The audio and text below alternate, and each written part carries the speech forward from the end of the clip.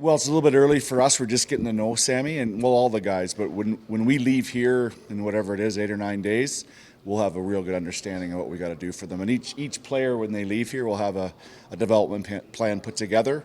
The action piece is the critical part in terms of like how we will have goals and objectives for everybody, but how we're going to get to those goals and objectives is the key piece. How beneficial is it, though, for especially those guys that were drafted here just over a week ago or whatever it is, but to have a development camp this right away just to get their feet wet, get understanding of the organization, like you said, maybe that relationship, but just to have a plan over the summer too?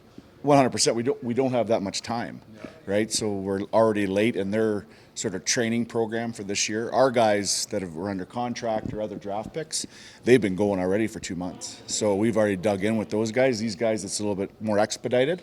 So we'll work hard to get that plan formulated. And then again, the plan is one thing. It's executing it. From your perspective, how have you seen Matt Coronado grow and evolve?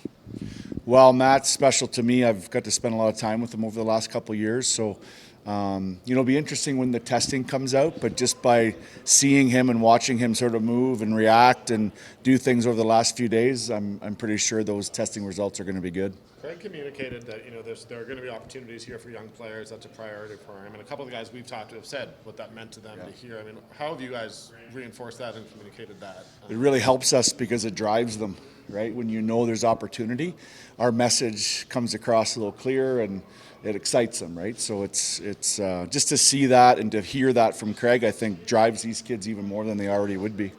Is that a message that should perk up Matt a little bit when he hears the general manager say it, especially being a first-time full pro?